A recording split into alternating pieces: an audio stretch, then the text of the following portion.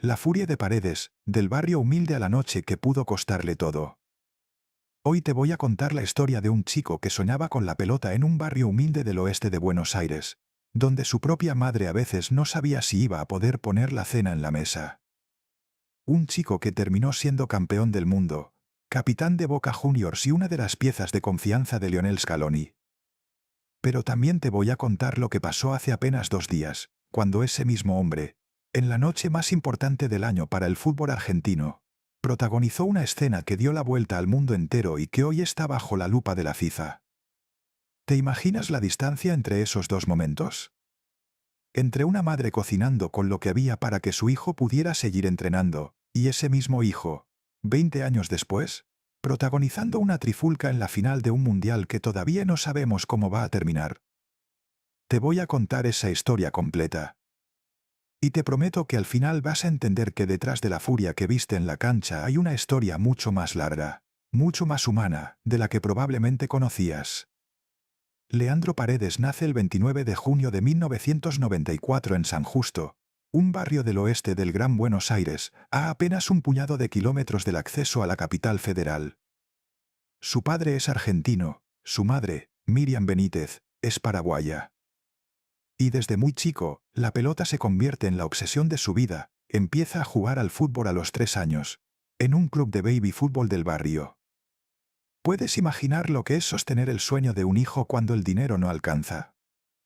Años después, ya con Leandro convertido en campeón del mundo, su propia madre lo contó públicamente. Hubo momentos en los que no sabía si iba a poder tener la cena lista para sus hijos. Cocinaba con lo que había. Trabajaba, según sus propias palabras, para poder devolver todo lo que tenía fiado. Y aún así, la prioridad siempre fue la misma, que Leandro pudiera seguir entrenando, seguir persiguiendo ese sueño que para cualquier otro chico del barrio hubiera sido, simplemente, imposible. Ese esfuerzo silencioso de la familia es la primera semilla de esta historia. Porque mientras el mundo veía después a un mediocampista elegante, con pausa, con la pelota pegada al pie, muy pocos sabían el sacrificio económico que había detrás de cada entrenamiento, de cada viaje, de cada botín gastado. Y hay otra semilla, esta mucho más íntima, que también se planta en esos años de infancia. A los 8 años, en la casa de un amigo del barrio, Leandro conoce a la hermana de ese amigo. Se llama Camila Galante. Y aunque ella no lo sabe todavía, él ya la presenta ante todo el mundo como su novia. Un amor guardado en silencio durante años, un secreto a voces que todos en el barrio conocían menos ella. Ese amor de infancia, con el tiempo, se convertiría en matrimonio y en una familia de 3 hijos. Pero antes de eso, en 2002, con apenas 8 años, Leandro firma con las inferiores de Boca Juniors, el club de sus amores. Empieza ahí un camino que lo llevaría, 8 años después, a debutar en Primera División con la camiseta que había soñado desde niño. El 6 de noviembre de 2010, con apenas 16 años, Leandro Paredes debuta en la Primera División de Boca Juniors. Con ese club conquista un título de Liga y una Copa Argentina antes de cumplir los 20 años. Pero el destino de un talento así nunca se queda quieto. En 2014 cruza el océano para probar suerte en Italia, primero en el Chievo Verona, después en la Roma, con un préstamo de por medio en el Empoli, donde llegan a compararlo con Juan Román Riquelme y Andrea Pirlo. En 2017 se muda al Zenit de San Petersburgo, en Rusia, donde gana la liga local. Y en 2019 da el salto que lo pone en la élite absoluta, firma con el Paris Saint-Germain. Ahí, en Francia, construye la etapa más ganadora de su carrera, 10 títulos, entre ellos 4 campeonatos de la Ligue 1. En paralelo, su historia con la selección argentina también empieza a escribirse. Debuta con la albiceleste en 2017 y, con el correr de los años, se convierte en una pieza de absoluta confianza para Lionel Scaloni. Esa confianza tiene su punto más alto en diciembre de 2022, en Qatar, cuando Argentina se corona campeona del mundo después de 36 años de espera. Paredes es parte de ese plantel histórico. Después llegaría otro título, la Copa América. Por fuera, la carrera de Paredes parece intachable, títulos en 4 países distintos, una Copa del Mundo, el brazalete de capitán de Boca Juniors, al que regresa en 2025 después de más de una década en Europa, recibido con la bombonera repleta. Pero hay algo en el juego de Paredes que, con los años, empieza a repetirse. Un patrón. Un temperamento intenso, límite, que en las canchas de más presión tiende a desbordarse. No es un secreto oculto, quienes siguen de cerca su carrera lo conocen bien. Es un jugador de pausa y talento, sí, pero también de una fricción constante con el rival, de roces que muchas veces terminan en discusiones y tarjetas. Ese temperamento, que durante años pareció apenas una anécdota dentro de su juego, iba a estallar de la peor manera posible en la noche más importante de su carrera. Avancemos hasta el 19 de julio de 2026. La final del Mundial, en el MetLife Stadium de Nueva Jersey.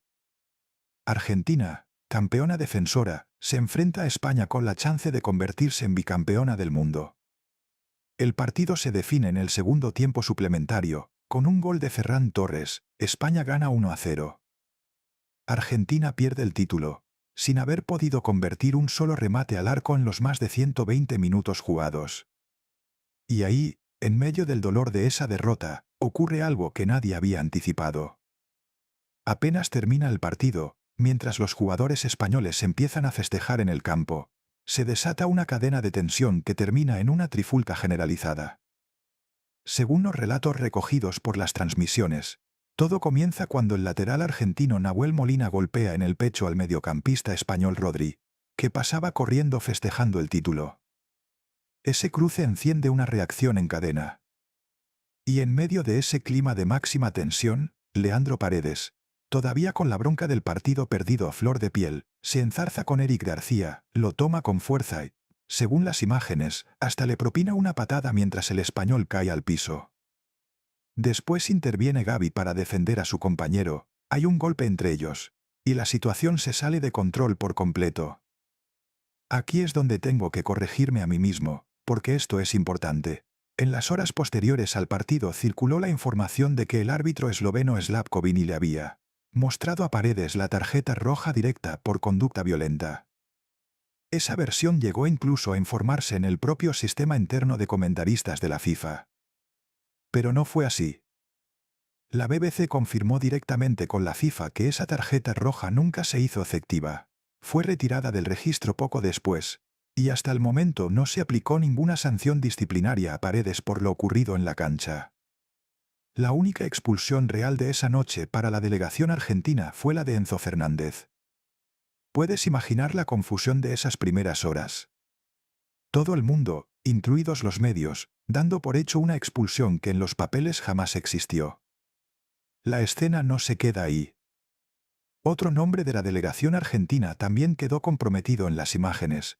Se señaló a un integrante del cuerpo técnico por un golpe hacia un jugador español, algo que la FIFA también está revisando.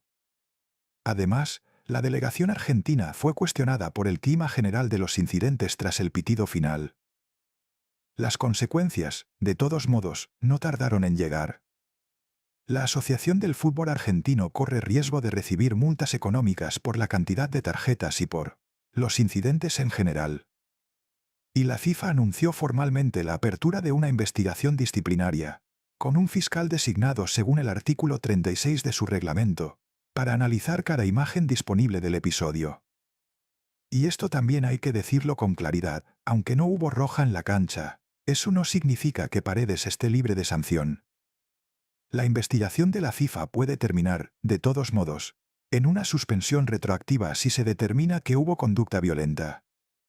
Todo depende de lo que resuelva el comité disciplinario en los próximos días. Lo que sí es un hecho, documentado en vídeo, es el cruce entre Molina y Rodri, el forcejeo entre Paredes y Eric García y la posterior intervención de Gavi. Lo que todavía está en investigación es si eso deriva en algún tipo de sanción para Paredes o para otros miembros de la delegación argentina. A diferencia de otras historias que terminan con una respuesta clara, esta todavía no tiene final. Mientras se graba este vídeo, el futuro disciplinario de Leandro Paredes sigue en manos del Comité Disciplinario de la FIFA. Puede que termine sin ninguna sanción adicional. O puede que termine con partidos de suspensión que lo dejen afuera de compromisos importantes con la selección o con Boca Juniors.